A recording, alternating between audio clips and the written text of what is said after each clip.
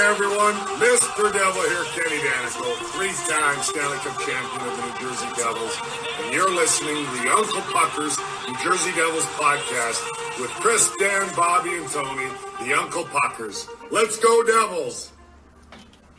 Please allow me to adjust my pants so that I may dance the good time dance and put the onlookers and innocent bystanders into a trance.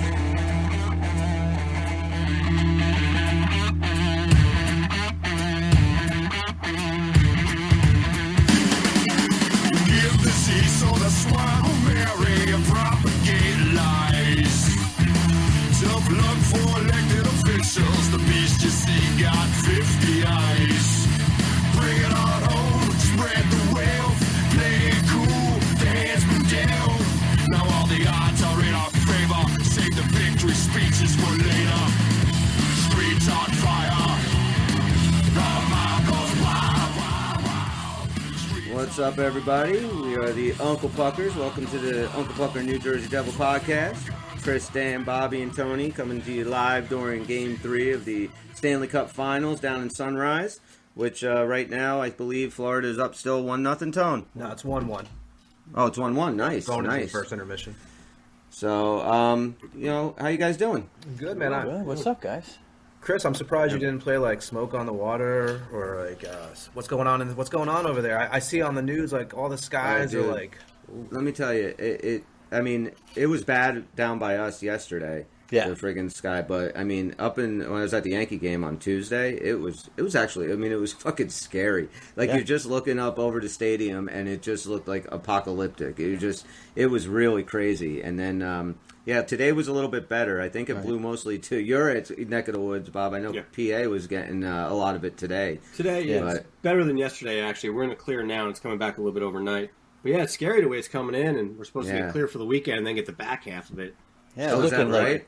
Yeah. Look how cool the sun looks. It's all red. And then I realized, hey, you're not supposed to be able to stare at the sun in the middle of the day. That's how filtered it is. You can actually stare at the sun. Yep. Yeah, it's like everything's like a sepia tone, It's like it's crazy. Yeah. But How was the baseball game? The game they it lost, sucked. but, yeah. It was fucking terrible. Oh, boy. Baseball is a tough game for me to get behind anyway. But first of all, Yankees didn't get their first hit till the 7th inning. Oh. So, that was brutal. Defensively, it was a solid game. Pitching-wise was a solid game. Chicago had 3 runs, both off their ninth hitter home runs. One's a solo shot, one was a 2-run homer. Those were the only 3 runs from Chicago. And then the Yankees got a little rally. Donaldson hit a double for RBI, make it 3-1.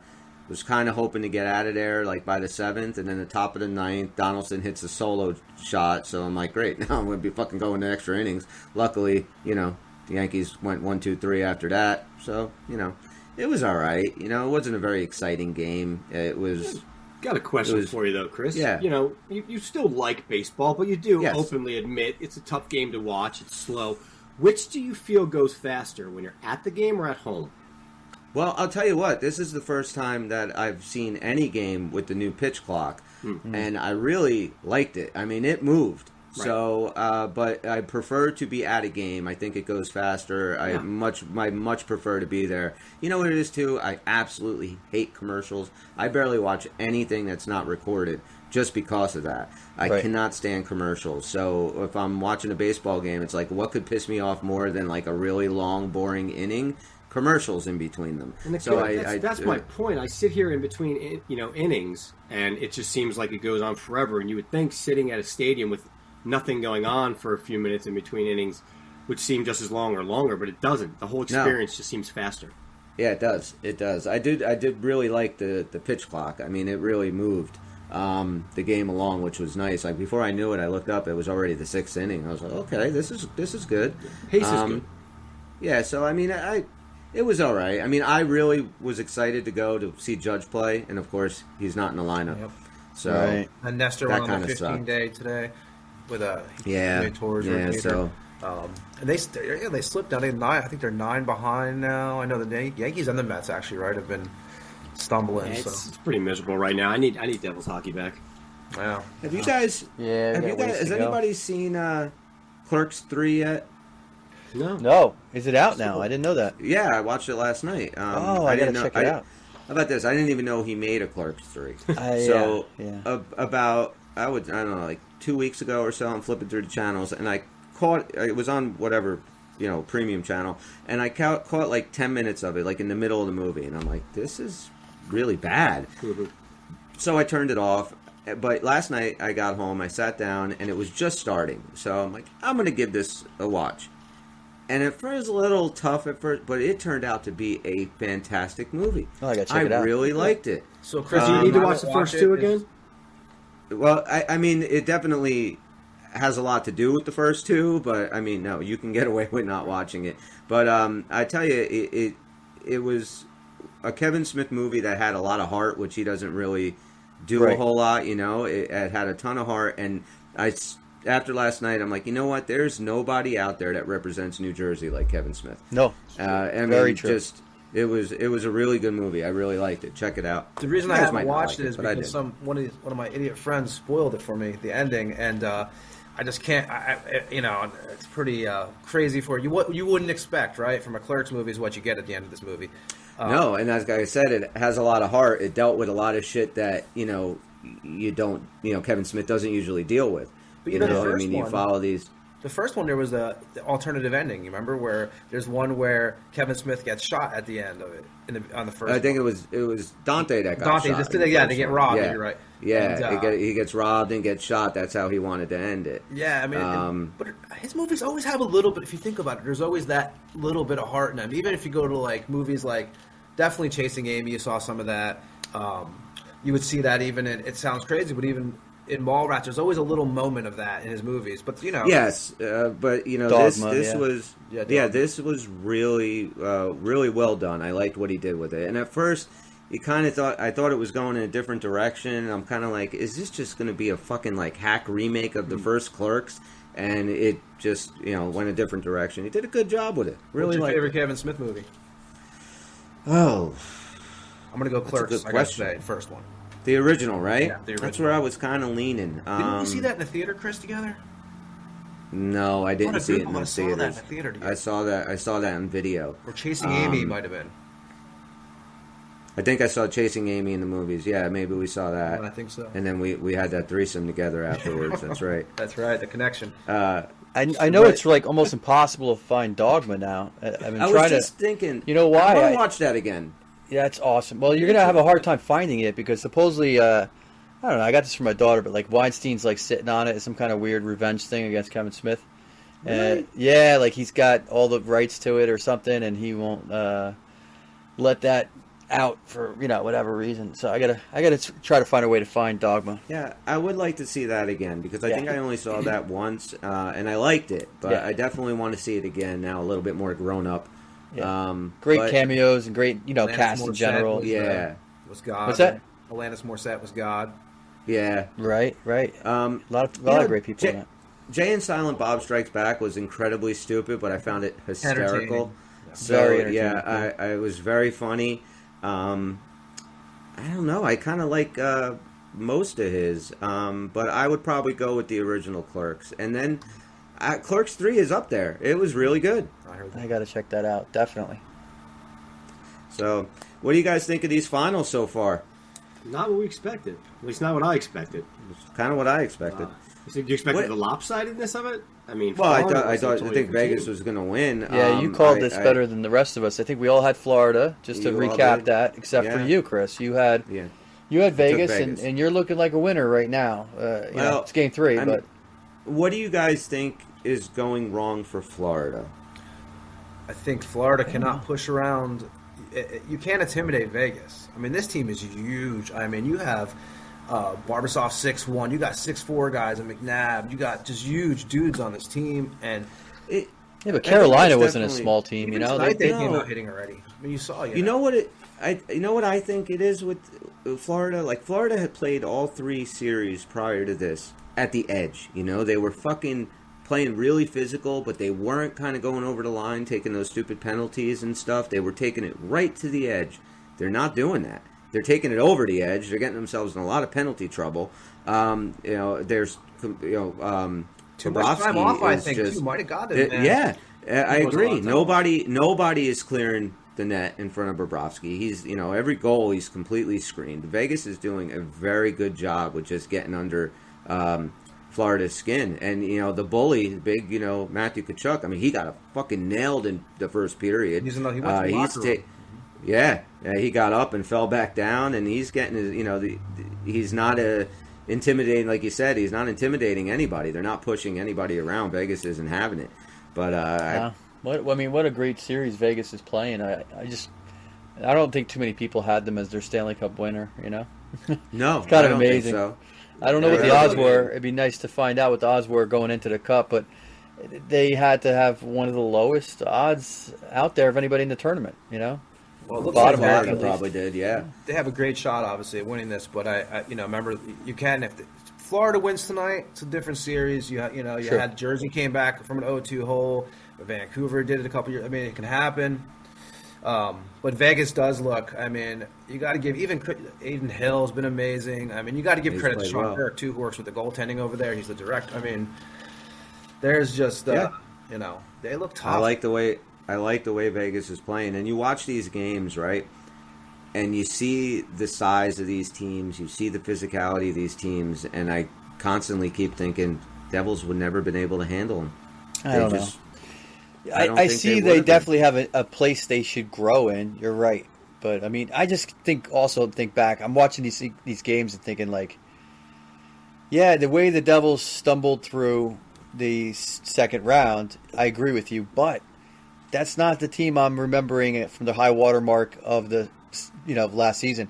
That team that was looking great last season, I think they would have put up a good fight against any of these teams in the finals. In the semifinals. I actually think I have to disagree a little bit because I think the playoffs always step up on the hitting. It always. I mean, if you look at Tampa, when they were winning, these teams, the regular season, it's not so much that. When the playoffs come, you need to have a bigger team. And I actually was thinking about this. It's definitely room to grow. You're right. Yeah. Like, we know that this team needs to get better physically. There's no doubt about it. I can't argue that point. Yeah, and what Chris was saying, I was thinking about today, actually. I said, I was thinking about the playoffs, and I said, I don't think the Devils could have stayed with these. I think Vegas is hitting so much. I don't think we could have handled Florida. And I hate to say that. I love my Devils, but being honest, I mean, I think in the playoffs you have to have size, and we see that. And that's why this Timo Meier thing's a big thing to me, because we need guys like this who are, that was a big thing with him in the playoffs. He's strong. And I think I was just thinking about this today, Chris. I said, man, that's one thing we are lacking. I have seen when I watch these other teams. Yeah. I do agree, and that's a good segue because everybody knows it has been announced that next week is Timo Meier trade talk time. Mm-hmm. So I mean, not trade talk, just signing time. It's contract signing. I do have to say one thing. I have to make a correction. I got to put myself on the fucking idiot list because I had read that Tyler Bertuzzi was unrestricted, and I was saying, make a move for him. He's not fucking unrestricted. I saw the other day he's a fucking restricted free agent. He's we're all idiots. Nobody called you on it here. But so for the two guys listening, that's on my bad. Listen, it's not like we ever thought that a coveted free agent was a forward who was a defenseman. I mean, that's never happened. Yeah, we could.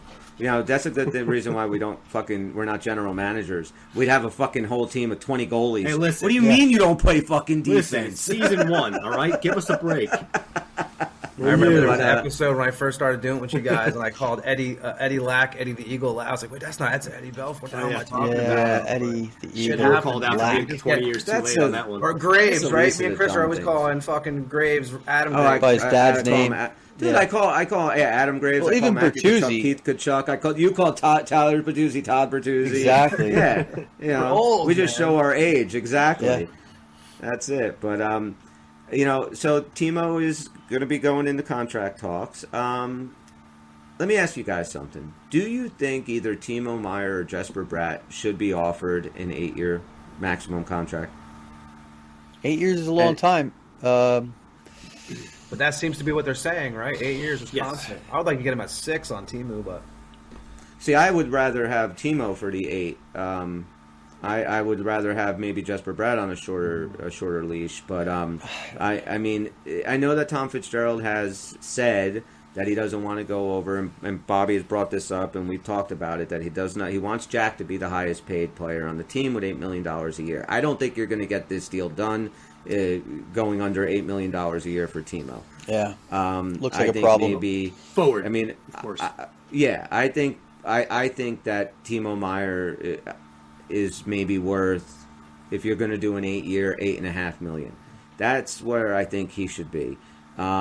I don't know what him and Claude Lemieux are looking for, but I mean, because you don't want to have to pay that $10 million qualifying offer for 1 year. You know, you don't want that. You want to have this guy locked up, and you want him here long term.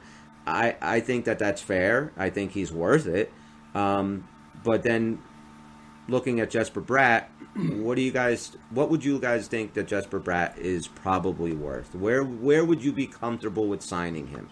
And, well, first off, would you be comfortable with Timo at 8.5, or do you guys think he should be less or more? I think Timo is going to be about 8.5, 8.4, right? It's going to be in that range, so I think there's no doubt about that. Bratt, 6 maybe. I think after, I know he was looking at 8 at first, but I just don't see how you. You can't. You can't. I don't think that you can give Jesper Bratt $8 million a year. And if you look at any comparables, like, look at William Nylander. They're very similar as far as production. He's a $6 million a year guy. Right. So, yeah, I think $6 million for Jesper is fair. Bobby, what do you think? Yeah, I had a tough time with this because there's two different ways to look at it. I mean, you could just look at on paper what the player is potentially worth. And that's one thing, but unfortunately, like, real circumstances also come into play here, and you're building a team. So I don't know which way to answer this. Is it just straight up pound for pound he's worth that in comparables, or is it listen, you got to take a little bit of a hometown discount? Yeah, but Timo Meyer is not going to take a hometown discount. Timo Meyer I had an easier time with. Timo Meyer has every advantage in these negotiations. Right. He can. He's a big name in last year's, draft deadline. If he turns down an $8.5 million offer, and the Carolina Hurricanes offer him $9 million, well, then if we want to keep him, we have to match it. Or you pay him the qualifying offer, whatever. Like, it's going to cost you money to keep Timo. Right. So Timo Meyer, I don't think you're going to get any kind of hometown discount. And the way Jesper Bratt's been fucking playing hardball these last couple of years, he's not giving anybody a discount. Well, but that's the one I'm willing to, let go if we can't get it. I don't think we asked for the same discount from Meyer for the reasons you stated that we asked for Bratt. And I think when you're Bratt and his agent negotiating, you realize that last season hurt you. It didn't help you. Okay, yeah. Meyer is not in that position. He didn't have a bad playoffs. He did better than average, and he's got still this huge upside, and he has not proven himself negative on this team. Bratt, I mean, he had an awful playoffs, and he has been inconsistent throughout his career so far with the Devils. I don't think he's getting $8 million from anyone, and I could be wrong. So I think that's not going to happen. I think you're right. He's going to be lower. He's definitely got a lot of potential and upside. A lot of teams would love to grab him on a bargain to see what they could do with him. So yeah, we're going to have to pay something for him. But Jack Hughes money? No way. I mean, we're out of our minds thinking that. And to Fitzgerald's point, I get it. He may not be able to keep his wish list of I'm never paying anybody below Jack. Or anybody above Jack, but with Meyer, but he can definitely live up to that with Bratt. And I don't think anybody would, bat an eye if Bratt walks because he doesn't get Hughes money. So, to answer Chris's question a little more directly, with Timo Meyer, I think you are looking at like that 8+ for 8 range, probably averaging 8.5, something like that, but stroking his ego a little bit. You have a couple of those years, however you got to structure it. Maybe 1 year goes up to 9.25, something like that comes down, because he does have that $10 million there. So there's a number that is a barometer in some way, and you can't just deny that number. But what you can do is come close to it in a year or two, and just make it look good. But again, now you're talking the annual value of around $8.5 million. I think that works. You've got a couple years where you're making over $9 million. You're a superstar. It's going to work for us too, because in the back half of that, the cap will be different. $8 million won't be as high as it is right now. The other side of that is he will be older, so will Brett. And speaking of Bratt, I'm a little more comfortable. I mean, I looked at the comparables, and I saw one article, and I couldn't believe who they were comparing him to price-wise and some of the money they were putting out there. But I don't think he touches $8 million. Who were they comparing him to? So they got Kevin Fiala, left wing. Okay. Almost pound for pound, similar stats. Regular season, again, right? They're not going to talk about playoffs. At least but not. Didn't Fiala? Didn't he sign a huge contract? $7.87 million a year, right? Yeah. So I thought that was too high. And then Patrick Lane, right wing, 8.7.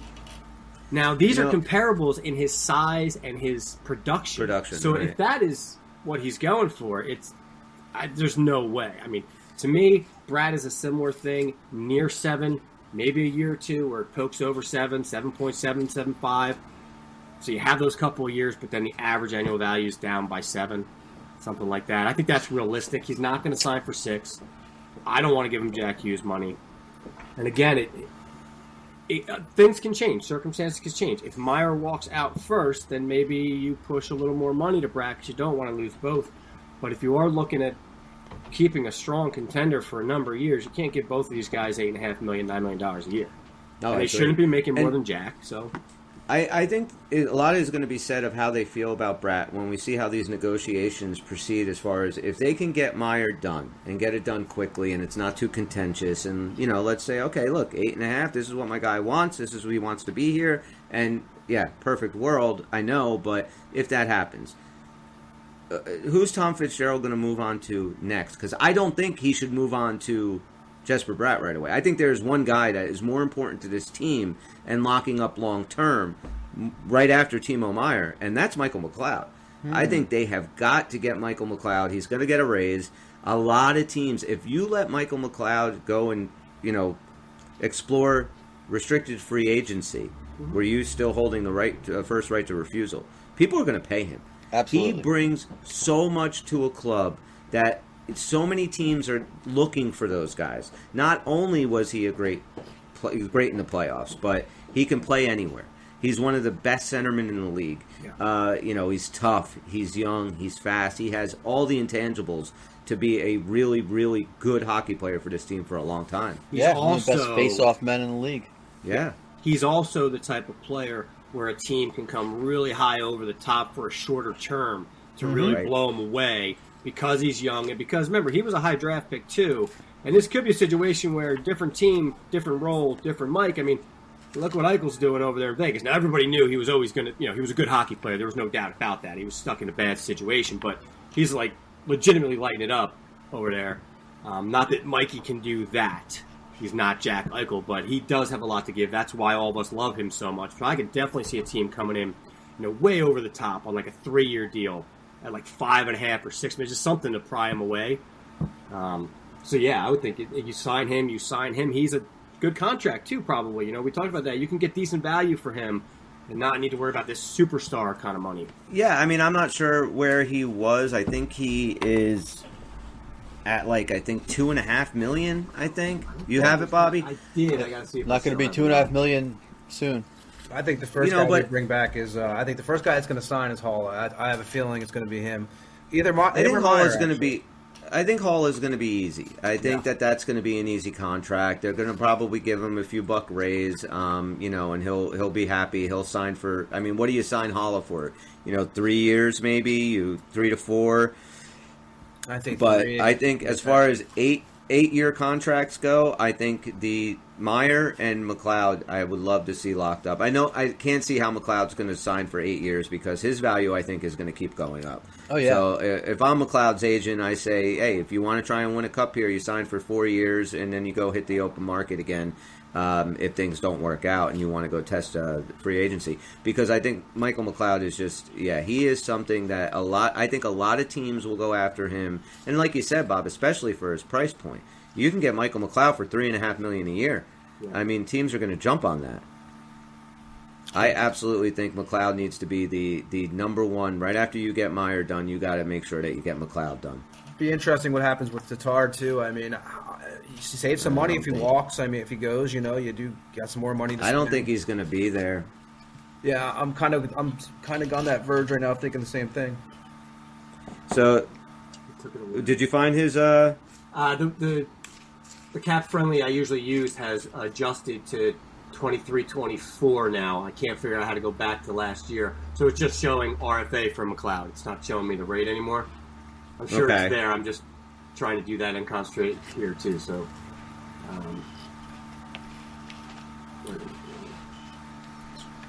That's one thing. Is I'm as much as I love watching hockey. I'm kind of ready for the off season to start happening and the moves to start happening. You know, it's like, but you know, I will say there is stuff going on already. This week has been kind of.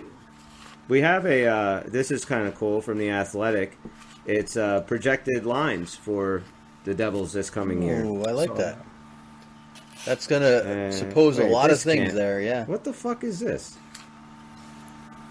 This is for he is okay. He's got it. Blackwood in goal. This is the start of the 24-25 campaign. I don't like this. He's got a bunch of fucking guys on here that aren't even with this team. So, yeah, forget that.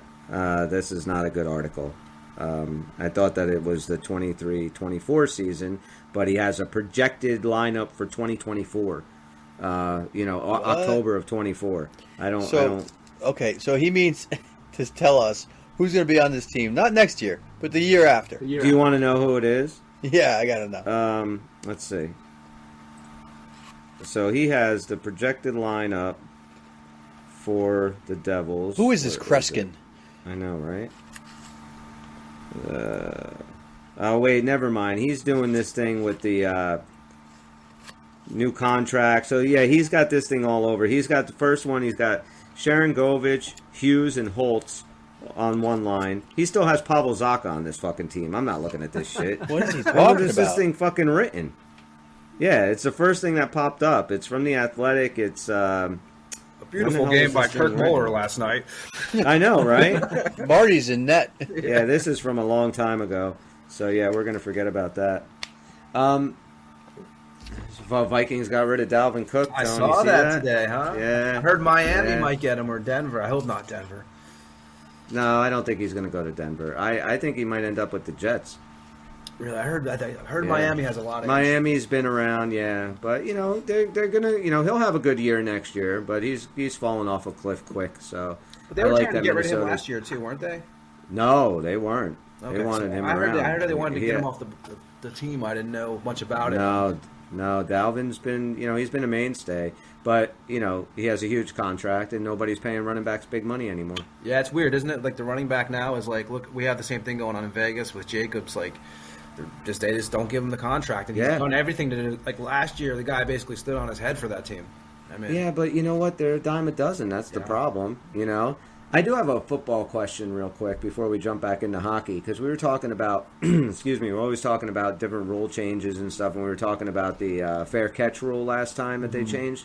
Now, this is a rule, and I know that we're not big on changing rules, but this is a rule that they proposed this offseason. It got denied. I love it, and that is instead of an onside kick, you get one play at like a 4th and 15. Oh, wow. So you want the ball back. Onside kicks are fucking stupid. They're the worst friggin' play in all of football. But you have one chance, one play, 15 yards. You get it, you get the ball back. Hate it.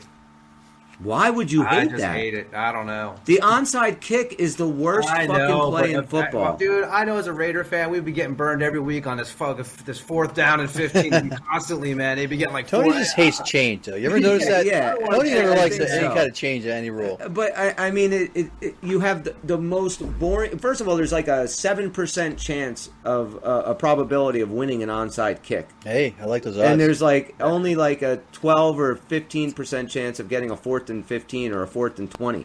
So, but it's a much more exciting play. You get down to one play, that's it. You know what I don't like about it too? The team's you get a 15-yard penalty during this play. There's just going to be shit that happens. It's just going to be disaster. Well, I mean, that could suck. That could suck. Yeah, I mean, I don't know what they're going to do as far as penalties go and stuff. I think you should have to. I would make it where you actually have to complete a play. You can't just get your 15, or you do one play, make it 20 yards then. So if you get a 15-yard penalty, it doesn't matter. They still, you're still not there. Or a 15-yard penalty gets scaled back on that one play only. right? You could do something like that. So, I have a question for you guys. Do you guys think that Patrick Elias should be in the Hockey Hall of Fame? Yes. Yeah. You do? I've been there. I've been there, and they have a lot of obscure people in there. I was like kind of shocked at some of the Devils that didn't make it. Yeah, I mean, when I think of Patrick Elias, I mean, first of all, other than Brodeur, who's just obviously legend status, Patrick Elias comes to mind for me. That guy is just so underrated for what he has done, what he meant for that team. And that's one of the things you got to look at for Hall of Fame. It's not strictly numbers, but it's what he did for the team. And he was the catalyst and the offensive guy for that team for a very long time.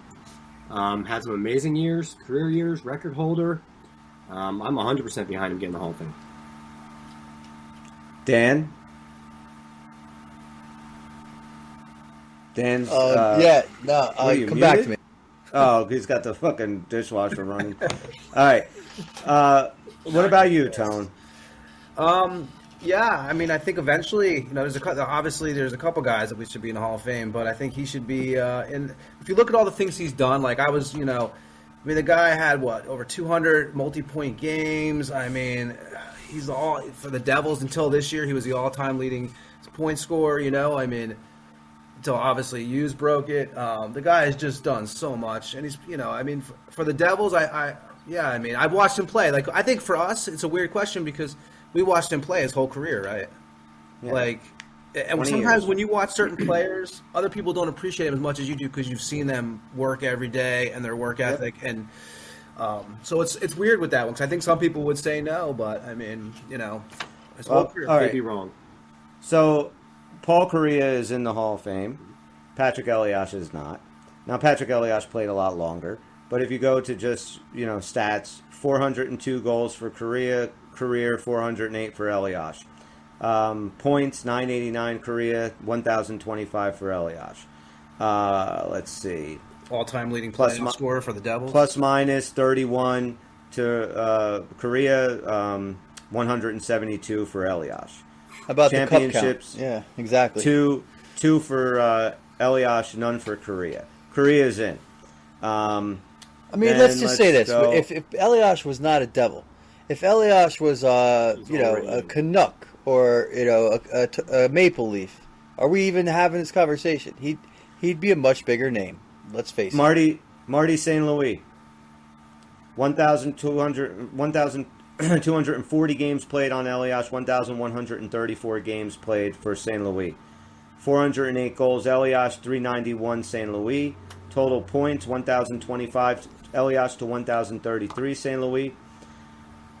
Championships, 2-1 Elias. St. Louis in the Hall of Fame. Jerome McGinley, another guy. Names. Right. 1,554 games played for Jerome, 1,240 for Elias. 408 goals to 625 for Iginla. Points, 1,025 to 1,300 to Iginla. Iginla's done, a lot better as far as offensive production. 2 championships, Elias, none for Iginla. Daniel Alfredson. Another guy that's in the Hall of Fame as soon as my phone loads. It's Senators. There's a lot of these guys. Okay, so Calgary. When it comes to the criteria, I even have Elias here against Clark Gillies. Okay, and his stats are better. My phone right now is being wonky, but anyway, I think with the criteria of the Hall of Fame. And I was doing a little research on it. I think the Hockey Hall of Fame, first of all. Now, are you asking, do I think that Patrick Elias in his career should be in the Hockey Hall of Fame? My answer is no. I do not think he should be in the Hockey Hall of Fame. And the reason is the Hockey Hall of Fame any Hall of Fame should be reserved for just the best of the best. People that changed the games. In my opinion, the only 2 Devils that I would put in there were Stevens and Brodeur. But that's not how the Hockey Hall of Fame is. Right. The Hockey Hall of Fame is... Only Baseball Hall of Fame is that exclusive. Well, here, if you look at... But if you look at NFL, NBA and NFL... The NFL has 49 Hall of Fame selectors. All right, so every year 49 people vote, Major League Baseball, 394. NBA, 24. The NHL has 18 selectors, and you need 75% of the vote to get in. To me, that's like a fucking rigged game right there. You know, when you only need fucking, 13 and a half people to fucking vote you in, it's all about, where you played and, who you are and who you know. And to me, that's just bullshit. You need to have a much bigger selection committee really whittle it down to the best of the best. Now, under those parameters, absolutely Patrick Elias should be in the Hall of Fame. It is a fucking shame that some of those guys are in and he's not. And I'm not saying that those guys aren't deserving of it. But under these parameters of the Hockey Hall of Fame, yes, he should be in. I don't know if what I'm saying makes a ton of sense. No, you're saying two different things, Chris. You're saying that the Hall of Fame should be more exclusive than it is. Right. But since it's not that exclusive, how do you leave Elias out? And That's totally what I'm in agreement with you. That is exactly there's what no I'm doubt. saying.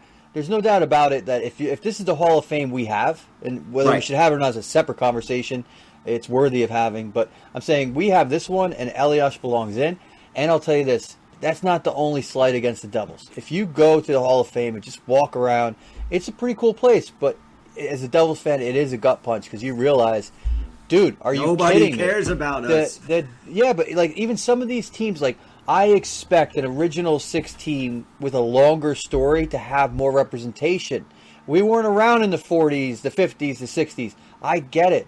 I'm not even talking about that. I'm talking about teams that are younger than us have way more love with less success. There's more representation of the Mighty Ducks than there are of the New Jersey Devils, and it's ridiculous. You barely see anything of the Devils. You would think that Brodeur might have been an okay goaltender, I guess. He's in there with them somewhere. I don't know. Like, are you kidding? And as they barely mention them, they have, dynasty area. They don't even bring them into conversation. Now, you can make the argument, is it or isn't a dynasty, but they are close, and they have some other close ones there about that. And, just in general, I think the NHL has always put the Devils on, put them in the back seat. And as an organization, let's be honest, as fans, like they haven't helped themselves with that. They decided to be the team's character was that we are everyone and no one. We are interchangeable parts to an extent. We are character and hard work, and that's not that sexy to media in general and to the NHL. So I get it. I think it's kind of changing though, isn't it? I mean, it's going to be really hard to imagine that Jack Hughes, on the trajectory he's on, is not in this Hall of Fame. I don't think they can ignore him. I mean, they ignored Elias, but I don't think it's going to be possible because not only is Hughes a phenom and breaking records and stuff, I'm not just talking about that. I think the Devils have a different mindset, different ownership, different GM mentality where they're promoting individual players a lot more than they ever used to. Absolutely.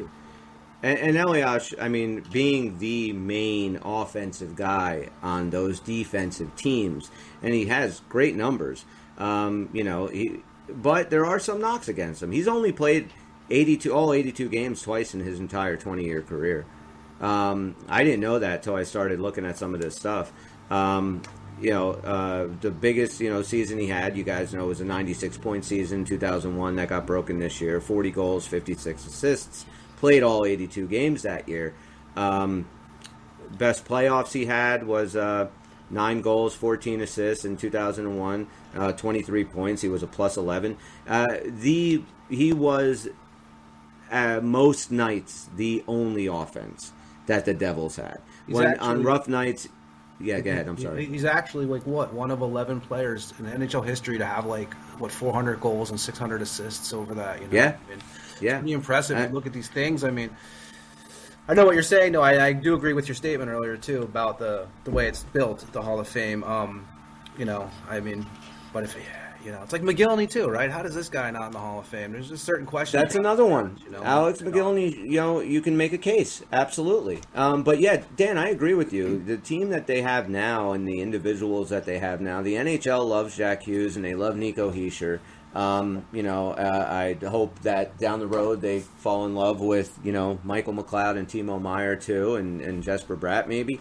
This team does have a lot of really good skilled players. This is not the Devils of the 90s, no doubt. I mean, this is where the trajectory of this team can go if Fitzgerald can lock up some of these key players. I think it's just going to be so much fun to watch over the next few years. I mean, shit, you got Jack Hughes' jersey is one of the top-selling jerseys. One is a Devils jersey. Yeah. But even Brodeur, I don't think it was still up in those ranks where it's a top-selling jersey. This guy's like, he's like your, what was it, the Partridge Family when we were kids. This is marketable thing that you can do. He's like, you know. Yeah. His whole personality is marketable itself. I want to touch back on one of Chris's points about the Hall of Fame being, you know, more of a unique, kind of harder to get in kind of thing. It almost, if that were true, it almost makes the argument for me even stronger for Elias in a way, because if you're truly looking at somebody's body of work and what they do, Elias stands out a little bit. It's kind of like the MVP argument, right? So the MVP is supposed to be the most valuable player to that particular team, and sometimes it is to their team, but often it's the most valuable player on a good team. It's never. It's not really usually this. You could be on the third. If you're a last place team and you got the best player in the league, it just rarely happens, right? And that's an extreme end situation. But so you can kind of take that same mentality with the Hall of Fame. It doesn't always have to be strictly based on the underlying numbers. You have to give credence to all those years playing in that type of defensive system, maintaining defensive reliability, being an excellent two-way player, a full player, in addition to leading the team on offense. So even if it were the elite company that I agree to Hall of Fame should be, I think I would still argue that Elias has a spot. That's how much he meant to this team for over a decade. I see where you're coming from. Over 2 decades. Over 20 years. Sorry, 20 years. Yeah, played 20 years with one team, and there should be something to be said for that. You know, talk about loyalty. This guy could have gone anywhere. You know, and you know, you don't think for 1 second that he didn't have offers up the ass, and he didn't sit there and go, holy shit, if I go to Detroit, I could score fucking 50. You know, I mean, I could score 100 points every year, and he probably could have. How beautiful but he stayed did he here. Go out, didn't he? How beautiful did he go out? How beautiful did he go out that last game against Toronto? He scores in the final seconds. I mean, you couldn't. Yep. I think of him. I you know, it reminds me of, like, not getting off the subject, but like Derek Jeter's last hit. Like, there's just certain things, and Elias was just such a sweet moment for.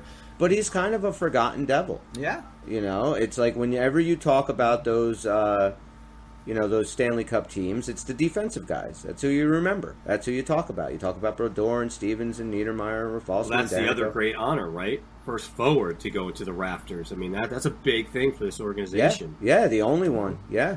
You're right. Yeah, and there's not, and here's the messed up part. There's not been another one that you would even consider. You know, I mean, we've said it before. If Gomez sticks around, Parisi sticks around. Yeah, they're probably up there with great Devils, and probably even maybe, you know, Parisi could have possibly surpassed what Elias did if he stayed with the team as long as he did. But he didn't, so fuck you, you're gone. No, Chris, how much of a career change do you think they had on those guys? Like, you look at Clarkson, Gomez, and Parisi, these three guys, right? They leave the Devils. Career falls apart, basically, right? The wheels come off. Well, with Clarkson, I just think he was just overrated. Maybe the Devils fit his play, because I loved watching him play when he was there. You know? Yeah, I loved watching him play too. But yeah, the Devils definitely did fit his style of play. But I also think he was a bit of a flash in the pan as far as offensive prowess goes. But he did sign a huge fucking contract, and he got paid all of it. So, you know, you didn't think his top year was sustainable. You thought that's what it was. It was a top year. Yeah, that was definitely the ceiling. You know, there was no more there. As far as Gomez goes, I mean, he did have some good years with the Rangers. I mean, it didn't completely fall apart until he went to Montreal, right? So. Yeah. So I mean, I don't even know what the reasoning behind Gomez leaving was. You know, I know he was very arrogant, and him and Lou butt heads a lot. Used to butt heads a lot, and him and Burns used to butt heads a lot. And let's be honest, New York's flashy, man. Some players want to go there. I hear from all these former players on these things all the time, and they always say, like, there's something about these players want to go play with the Rangers. Well, that's the one thing that Gomez did say, that, like, growing up in Alaska, he dreamed about playing at Madison Square Garden. So, I mean, you could play there 3 or 4 times a year as a Devil, or you can play there 41 games a year as a Ranger. Is that because the team came out to Mystery and played that hockey game outside? He was a big Peluso fan. Yeah. Oh, was he? Yeah. Who was the third guy you said? Parisi? Yeah, Parisi. Yeah, completely, Bob. Mystery Parisi. Alaska? Nothing? Oh, yeah, okay, sorry. oof. That was a rough one. Parisi, I mean, he had a couple of good Big years Russell Crowe fan. In Minnesota. Parisi was a hell of a player, man. He really was. But again, he had the attitude. He had a fucking, he was trouble in the locker room, especially in Minnesota. I guess he wanted to go home. That was the whole thing with him, right? He wanted to go back to Minnesota. So it was hard to begrudge the guy. It kind of was. It was like, I get it. Okay, we drafted him, and he was here. But, it was a little easier to take than Gomez going to the fucking Rangers. Yeah. Ouch, that was...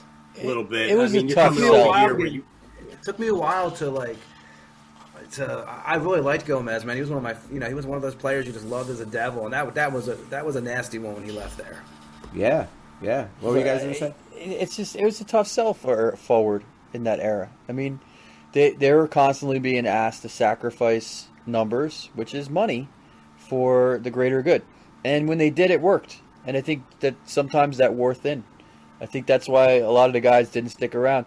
Guys we liked, they might had great years with us, and they moved on. And I think that it was more often a scorer and not a defensive forward, or those guys hung around some more because they realized they were fulfilling their potential there pretty much as players. But, these guys who looked around at the league and goes, I could score that many goals if I was on that team. Yeah. They weren't wrong, Some of them did go and do just that.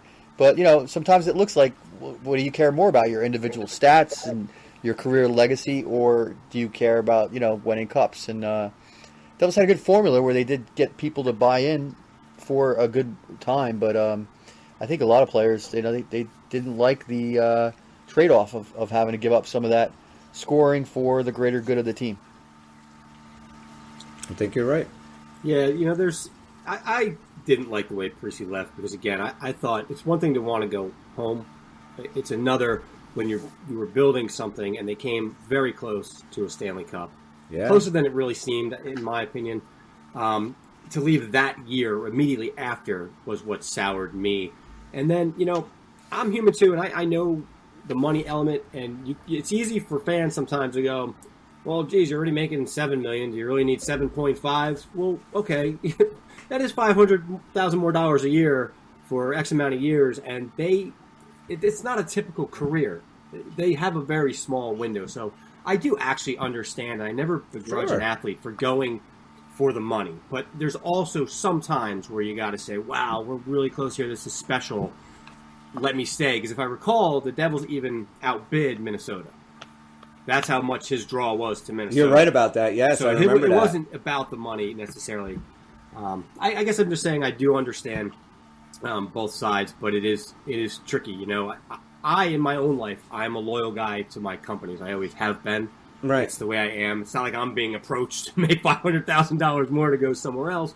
But I do feel loyal. And I think in my case, if I were blessed to be an athlete and I came that close to the ultimate goal, I think I would have at least extended a year or two just to see if we could finish that thing. Run it back and try and do it again. Yeah. And I think a lot of what Dan had said earlier does have to do with this too. When you said that back then they were all, just parts of a fucking big machine. Everybody was just a cog in the wheel. There was no individuality. That bothered guys like Gomez and Parisi, who felt like, we could, especially Gomez, like, I could be a fucking superstar. Are you kidding me? I'm buried here in Jersey, playing my ass off, but I'm not getting the accolades that I should get. And I think moving to, New York, of course, he can be that individual. He can be all that. Now, maybe this organization if this organization that's running the Devils now, the guys that are running the Devils now were running it back then, maybe they don't leave. Maybe they can be more individuals like you see now with, especially with Hughes and stuff. It's, it's definitely, it was a very tight ship that Lou ran. And it was right around that time where I think the league was changing and it was starting to get more popular at the NHL and more of the individuals were starting to be showcased a lot more. And I could kind of see where some of these Devil stars, these Devil forwards that had these offensive guys like Gomez and Parisi can just be like, doesn't matter who's sitting here, man. It does, nobody even knows who the hell I am. I can kind of see that being a 23, 24-year-old kid and thinking, I want to be on the fucking covers of the Wheaties box. I want my fucking I want a billboard in Times Square with me on it. And Gomez is so open and honest. He always has been, right? He'll tell you the truth. Now, I might be wrong, but I'm fairly certain he either said it in an interview or maybe wrote it in his book. When asked, he just flat out said, "Yeah, it was the money. I wanted the money." Yeah, and there's no shame in that. And it's Gomez because the way he says it, he's affable. You're like, all right, I get it. But yeah, and wasn't he? Didn't he get like one of the biggest contracts? I don't know if it was with Montreal or with Florida that he got like one of the biggest contracts, and he really, again, didn't really live up to it, but and really rode all the success he had with New Jersey to all that money with all these other teams. Well, that's true. Yeah, he was kind of like cashing out on that success, and yeah, you're right. He didn't kind of repeat it anywhere. Remember, Gomez was a funny dude. Like he took a acting job on a soap opera. He had like weird aspirations back in the day. Well, yeah, that's true. But it's funny because you can talk about two more opposite career paths, right? Danico's the Mr. Devil. I mean, come on. Yeah. He was never going to go anywhere. Loyalty. But there's a lot of reason for that too. I mean, the New Jersey Devils, their kind of hockey played right into Danico's strong suit. A responsible, tenacious, stay-at-home defenseman who's gonna, take no shit and be a warrior for every night. That's me. That's what I can do. They didn't, that's not the era they were looking for mobile defensemen who can score, and that was good for him. In that same vein, though, Bobby mentioned. Oh, sorry, Bobby. Go ahead. I was gonna say in that same vein, Parisi, the New Jersey Devils, were built for him too. A structured forward who's got the offensive flash to turn on when he needs. It was the perfect home for him. Hence the fact he goes to Minnesota, tries to change his role a little bit, and it never really worked out. The grass isn't always greener. I'm not saying he wasn't a bad player. He was a bad player right away, but sometimes you're in the perfect system already for what you offer. So it's on the forward side too. It's not just the defensive side. And I talk, Bobby, to the loyalty thing you mentioned with Elias, and I mentioned this story probably 2 months ago, but there was a time when Elias was having trouble with his contracts with the Devils, and he got a hold of Lou and said, "Hey, man, the Rangers are contacting me." He said he was not going to the Rangers. He knew this. When he laid it on the table, Devils signed him. That's one thing about Elias. He was a loyal. He wanted to be a Devil. And that's what I love about Jack Hughes. I mean, this is something that is very, as a Devil fan, I find rare for us a lot of times. I think Jack Hughes is happy where he is. He doesn't want to go anywhere. This is his team, and I think that, and I love that. I mean, because that's a rare thing for the Devils. I think about that. That's the single worst thing that could ever happen to this franchise, as we go all in with Jack Hughes, is that he somehow would turn his back on the Devils. I don't see it. No. I don't see it happening. But if it ever went south in the relationship between Hughes and the Devils, I mean, that would be such a gut punch, because this time around, as the Devils are rebuilt into something that looks really good, it's centered all around this one guy. It really is, and that's for better or worse. They wish they had Hughes. I mean, man, shit, yeah. If the Rangers could do one thing in their existence, it's peel off Jack Hughes. If the Rangers could do that, that would be the best move they ever made. And I think they would sell their children for that. The ownership over there, they would love it. Hughes in New York, yeah. How do you think Anaheim feels? Here's a team that had the best odds this year to win the lottery and to get Connor Bedard, and they didn't. And back in 2000 and whatever, they had the best, whatever year it was, 2006. I don't know when when Crosby came in, but they had the best odds to get the draft pick then, and Pittsburgh gets it and gets Sidney Crosby. Two guys that would have been generational talents for you that you miss out on a stupid friggin' lottery. And how lucky did we fucking get, right? Absolutely. Heischer and Hughes. Yeah. And those two guys are locked up for a long time, and that's the core right there. That's your offensive core. And you build around those guys, and yeah, you're going to have a lot of different guys. I do think this team is going to win cups. I really do believe they are going to win Stanley Cups. They have to get some size, and they got to get more seasoning, but they will. And the one constant will be Hughes and Heischer. That will be it. So what do you think is a harder? And Heischer. Yeah, that's true. Yes. What do you think is a harder off season for Fitzgerald? Last off season, where I feel like he made magic happen that I didn't necessarily see coming, or this one where I still can't see coming what's coming. But do you think what is the more challenging off season? I think it's this year. I agree. I think the contract this year. I think it's this year by a lot. Yeah. You have a lot of guys that need contracts, and you're coming off a career year. I mean, organizationally, best year the franchise ever had. Yeah, these the guys want to get paid. Expectation time. These guys deserve. They're hey, look what I and everyone can say to him, look what I did this year. I deserve a pay raise. I deserve this. I deserve that. Maybe the only one that you might sit there and say you can maybe barter with a little bit would be Bratt. And then, like you said, though, that's strictly off of his playoff performance. Yeah, and that has a bottom floor. Season. You're not going to be able to get him down crazy low. Look, next year, Jesper Bratt might be a fucking rock star in the playoffs. I mean, possible. I agree. I don't see it. I know I see your face. Yeah, but I can't say I'm definitely serious. I'm not sarcastic here. It's possible. It is. I'd be more surprised if he did do it than if he didn't. I got to it's gut punch time too for Fitzgerald, right? Because now the expectations are there, and you still stand a chance of losing not one but both of the two wingers that we're talking about here. And now you have to also prove that the depth team that you've been building is capable of next guy up mentality, and that's really not easy.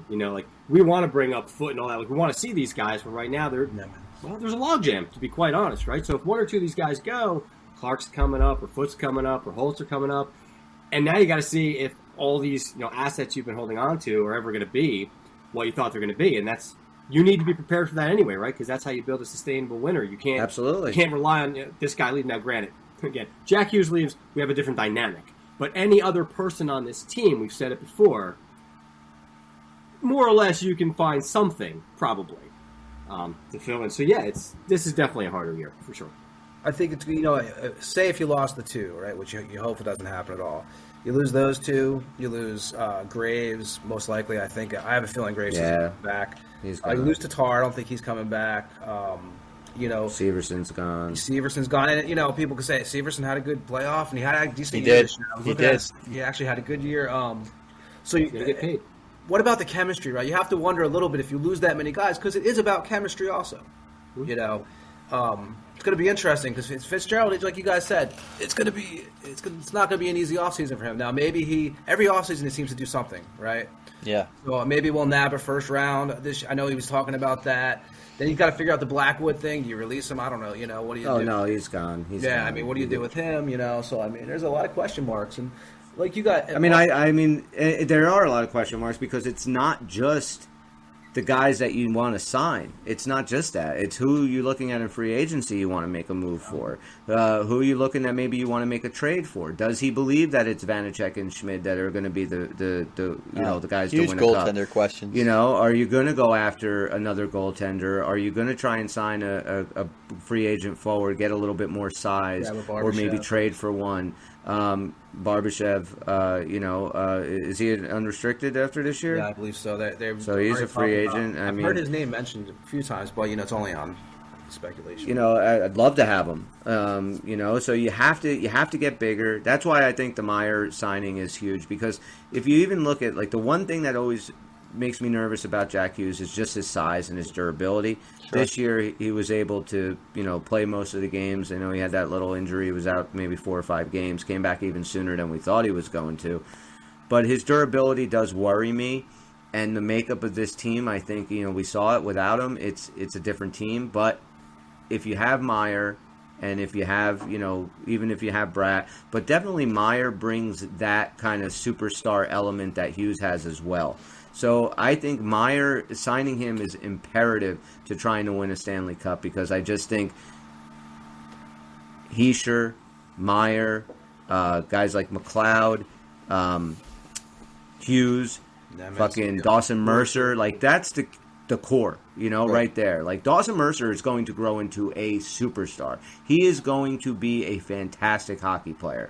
In a couple of years, everybody's going to say, thank God we didn't get rid of him for Timo Meyer or anybody else, because I do think he has the chops to be an amazing hockey player.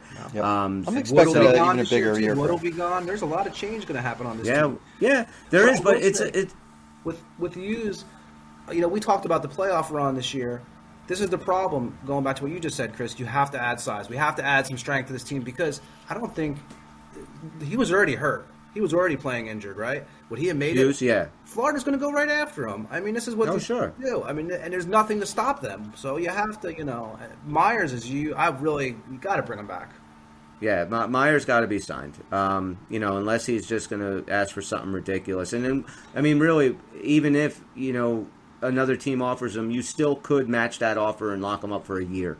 So I would say most definitely, unless somebody's going to pay him, David Pastrnak money, he's going to be around. They were saying he was working out with Hischier this week. Like, he's actually with him working out in Devils gear, so that's a positive sign, right? I hope. I mean, if that's fact, I mean, I would, And, look, Claude knows the situation. Claude Lemieux's not a fucking dummy. He had most of his success with the Devils, too. He has, there's a spot in his heart for him. So I think that, I expect the contract to go to be a little bit smooth. I mean, as long as, he's not looking for, a ridiculous, above average payday, 10, 12 a year, and he's saying, okay, between 8.5, 8.6, I'd even say $9 million, I'd be okay with it, if you can make it work. But you have to, but I also don't want to sign Meyer, despite maybe losing a guy like McLeod or something like that. I don't think you can do that. I mean, you have to make it work with those guys. I mean, come on, Claude. We all picked you as our favorite. I think he was on everyone's list, wasn't he? He was on everybody's list. Come on, man. A favorite Devil. So for us, he should definitely do it, right? I'm sure he's listening, so he's probably going to work on that right now. Yeah, come on, man. You guys want to hear some predictions for the Stanley Cup? I do. Now, what is this exactly? It's 2-1, by the way, guys. Second period. Intermission. Intermission. Vegas. Vegas? Yep. Yes. So FanDuel just put up a quick post and said, how did we do? They're just listing the next 10 Stanley Cup champions. I'm just going to read through them real quick, and then we can discuss. Does it start with this year or next? It starts with this year, so it was obviously before the finals started. Because, okay, well, that's good. Yeah. Tony needs a second here, so let me just pull it up. So who do they have for this year? Okay, so for this year, they have the Florida Panthers. Did they really? Yes. Well, they're not going to win that one. We really don't know that yet. Yeah, I kind of do. It's very possible. 2024, Carolina Hurricanes. 2025 and 2026, your New Jersey Devils. Oh, wow. Really? And as I look at this list, back-to-back cups. Yeah, some of these teams are starting to make sense based on maybe some of the draft picks they got, that sort of thing. 2027, the Los Angeles Kings. Okay, can we try and guess? Okay, 28, sure. You have the Red Wings? Yes. All right. Wow. 29. Devils again. No. Buffalo. No. Ottawa. No. I don't know. Dan, do you want to pick 4 wrong answers? Or? Yeah, let me just guess every other team in the Chicago. league. Chicago is correct.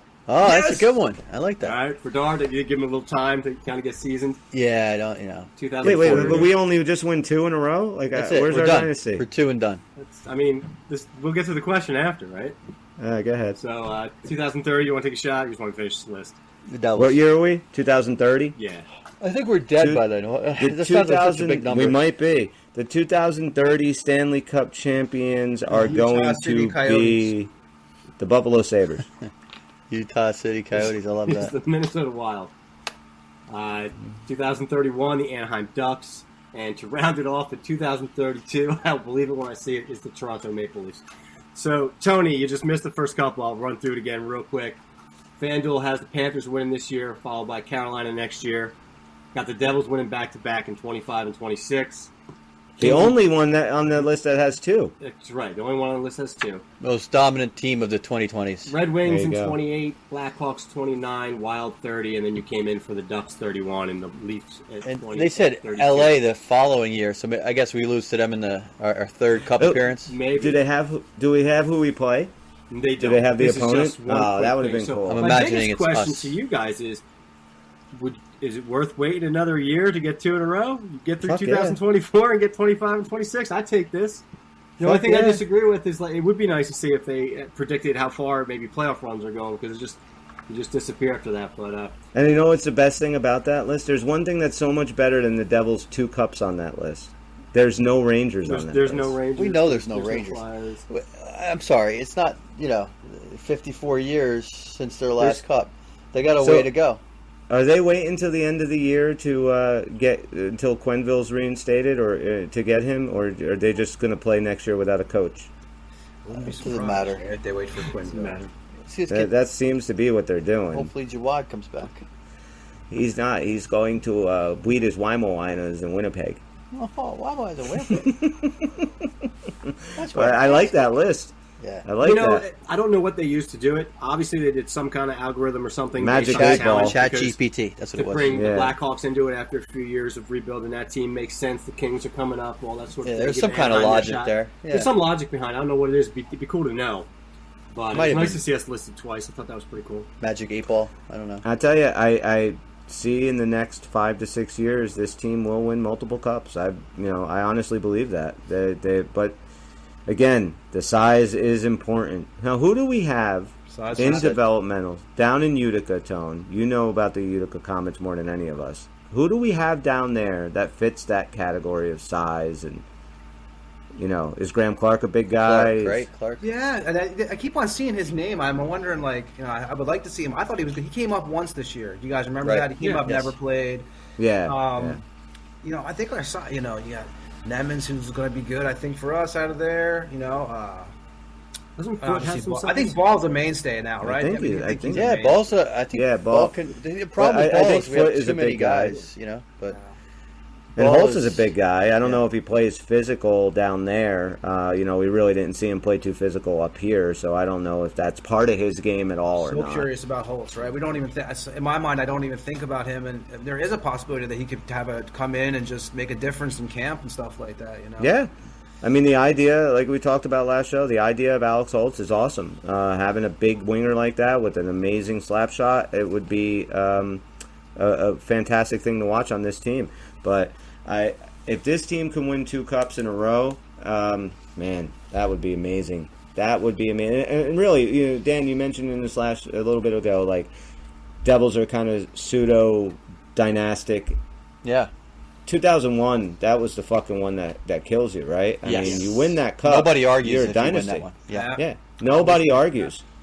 You won, back-to-back and 4 in however many years. You would have been, definitely a dynasty. Yeah, 07, and at that time maybe, would have been 3 and 4 years. 3 and 4 and 4 and 8. Yeah. What it would be. Yeah. And think about 4 it. And 4 and 8. Yeah, you could have definitely been, even in 07, been there, too. Yeah. That's crazy. When you think about those 2 that were dropped, that's a huge dynasty. With, 12, I know some holes. That would change the whole story right there. Yeah, exactly. Well, now we get to write a new one. Yes. With this team, these young guys, they're going to do it. They are going to win some cups. I've mentioned this before. I just see the parallels to when, overnight, in a way, Pittsburgh came on the scene and Chicago, and they both won multiple 3 cups each, I believe, right?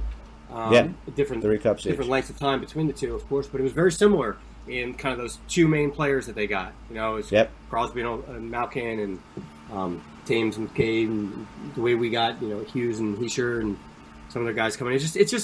It's very similar, and they're smaller, flashier teams too, which was kind of how they were. And yes, it seemed like that's where the league was completely going, even in the playoffs a little bit. And then we got bigger again, and now we're talking about that again. It's supposed to just being just fast, but this is all truth to that, though. Those 2 guys, right? Each of those teams, all 3 of them, who it was a center and a winger. Right. Every team got their center, their winger that just dominated and played fantastic hockey for 10, 12 years. Now, in Pittsburgh's case, they also landed Fleury. So they had a trifecta there. They drafted him early. They traded up for him, too. I think they drafted him like 3rd overall, I think. I don't know if we have a Theo Fleury in our system, but we definitely... Vegas only has 1 draft. Only one player they drafted. That's it. I mean, that's crazy. In the draft? Yeah, that's that? On their roster. I think it's only one of their picks from all the guys they've traded and moved around. I read some. Oh, okay, I see what you're saying. Yeah. I see what they gave up a lot for Eichel. Yeah, they gave up a lot of capital for him, but they're not regretting that right now. And they traded for Eichel when he was fucking hurt. He wasn't even playing, and they didn't even know if he was going to come in that season and play. I don't think he did. Maybe he came in later in the year or whatever, but that's a ballsy move. But look, a guy coming off a bad injury like that. I would like to see how their ownership works, because it kind of does defy the pattern Bobby was talking about that you've seen since the mid to late 2000s, where like the team has kind of built around their picks. This is kind of amazing when you look at Vegas. Is it just a one-off anomaly, like all the stars aligned, or is there are they looking at maybe a new way to build a cup team? They are a team I don't think everybody it's an wants to play anomaly. with. What's that, Tony? They're a team that like everybody wants to play with. I always read this that the owner there takes these players are so taken care of, and it's such a fun place, but it's a hardcore place because as we see, look at what happened to Flawed. I mean, you just get moved. They is moved this whoever. just coming down to hookers? Is that what it is? Yeah, it's all coming down to free lap dances. It was a free, right? by the way, the hooker thing was a free lifetime VIP. So It was. yes, it was Lifetime. Going back to the hookers, and Well, what if you get traded? Can you go back to Vegas for your free lap dances? Next time as you're in long there as to you play? bring the ring. As long as you're on the cup. Okay. All right. I like it. So, I mean, Vegas definitely has built this team, but it's not an anomaly because they did it in their first friggin' year. Yeah. They were in the but that finals. had their picks at least. I'm just talking about like you have a team that none of your picks are there. No, that's right. weird. They man, it really is an odd way to build a team. Yeah. And out of the expansion draft, but they did it right. And man, they're a fucking good team. They are a scary good team. Wow. Yeah, and for time to come too, right? There's some, those guys are like some got some 20-year-olds in there, 26s, 24s. They can be good for a while. I love Mark Stone, and we need a guy like him on our team. That's what a guy like him, a guy like Matthew Tkachuk, a guy that can just be a fucking shit stirrer. That's what we need. What are you doing over there, Bobby? I was trying to call my dog, so you guys can see my dog. Yeah, put him on. I want to see. She doesn't. She only likes me when I'm trying to sleep. Which is all Fair about enough. me. Fair enough. Well, guys, only 6 teams have ever come back 0-2 in the finals to win the cup. Only 6 in our lifetime, in the last 47 years or so. Only 6 teams have come down 0-2. What's the score? Still 2-1? 2-1. It's the second intermission. Yeah, this thing ends tonight, man. If Vegas wins tonight, it's over. It's over. Maybe Florida will squeak out Game 4, but they go back to Vegas and win the cup. I have no truly vested interest in it, so I'm good with that, because the quicker we can start talking about our real off-season, that's pretty exciting to me. So yeah, I'm ready to go. Right I want after to know what this this team's going to do. Right after this, we got the draft. Free agency opens up. That's going to be fun. Deep class, too, I'm hearing, too. Regardless, we don't have, the best picks this year, but I'm hearing it's, just talent throughout, so... You can find gems all over the draft. I'm not worried about our draft picks anymore. I want to use our assets and build it. Exactly. Let's win a fucking cup. That's it. So, all right, guys. Anything else you guys want to discuss this evening? You want to go do some news before we hang up, or you want to? Dan, you're muted. Yeah, it's a good dishwashing night tonight. Maybe we save the news for next time, unless you guys really got some pressing stories that are time sensitive. It's up to you, Tone. Well, no, but we do gotta. We always wind up on this. The Iron Sheik. All right, we can go with it. The Iron I can cue Sheik. it up. Yeah, the Iron Sheik did pass away. If we're going to do the news, all right, go ahead. The Iron Sheik. Go ahead. We'll just talk about the Iron Sheik. Sure. The Iron Sheik. He was interesting. I mean, if you look at some of his old press stuff, he could never say what he used to say now. I mean, right. But there was a moment. I actually have a little clip here to play for you guys. There was he was in a match with Hulk Hogan, right? And he actually had an erection during the fight, and they got it on tape. So this guy is showing him the video of him with an erection as he's fighting Hogan. Okay, so I'm going to try to cue this up for you guys. Give me a second. That was great. Very loud. If you look at that. What happens right there? It looks like you get excited for a minute to break his back. Watch, we zoomed in on it for you. Look at that. It's like the Loch Ness monster of Iran. Yeah, I can't believe it. Incredible. Unbelievable. And we'll just keep playing it. There it is again. Look at that. Look at I never saw that eyes, but once we cameraman, he did that. I get hard. I can't believe it. Cameraman zoom? Yeah. That's very unusual to I see myself that be that long and 10-inch and be like a monster in the ring. Absolutely. Well, that just shows you're very serious about the wrestling. You're very excited because you're. I get hard. I can't believe it, Sean Mooney. The Iron Sheik. That was the thing about the Iron Sheik. He actually always had a boner. That was it. That's how he got the nickname, Iron Sheik. Yeah, Sure, that wasn't one of our Uncle Puckers watching WrestleMania when he was younger. Seriously. 81 years old, but you know who did die? Who say Pat Robertson, the man who blamed USA for that 9/11 attacks. We were punished by God for our sinfulness. That earthquake over in Haiti in 2010. He said it's because they made a deal with the devil. One of the great religious carnies of American history. He's gone. 93. See ya. Good riddance. I will miss the Iron Sheik more. Yeah. Oh, definitely. And without the Iron Sheik, people forget this. Without the Iron Sheik, there's no way wrestling is what it is. He was the guy. He had the belt, and he was the guy that Hogan beat for the belt. It was the typical, evil foreigner heel against the fucking big face American, and took Hulk Hogan to a different stratosphere. Remember, he used to just always death to America, just trying to rile up everybody. It. And he was just crazy. He got arrested driving home from Atlantic City back in the 80s with a shitload of weed in his car. He was just fucking, Do you remember who his biggest enemy was? Hacksaw Jim Duggan? Sergeant Slaughter. Sergeant Slaughter, right. Of course. That was epic. The Sarge. Two guys who just had no idea how to actually put on a wrestling match. No. I saw Iron Sheik in our hometown, high school gym. He was doing that circuit. Yeah. We were kids, right? Yes. It was, and it was over. I remember we went. We went and we couldn't get in because it was sold out. And I remember I was so upset. I was probably in third or fourth grade. I probably laughed at you outside because I got in. I think I saw you. Yeah. You were like, "Oh, you just missed the Iron Sheik wrestle. He had a giant boner." Was great. Yeah. Yeah. It was awesome. It was awesome. Just kick him in the dick. Yeah. All right. On You that guys note, remember his ring music? No, I don't. What's that? This is in memory of Iron Sheik. Oh, okay. We got to start from the. Here we go.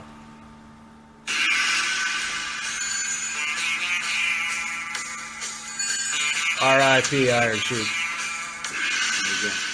On that note, we are the Uncle Puckers for Chris, Dan, Bobby, and Tony. Check us out. Like us.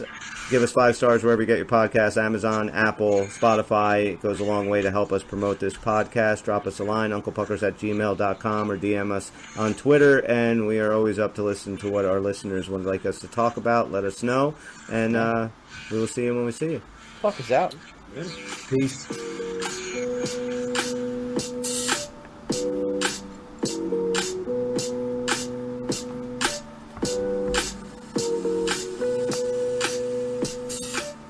It's over, Johnny.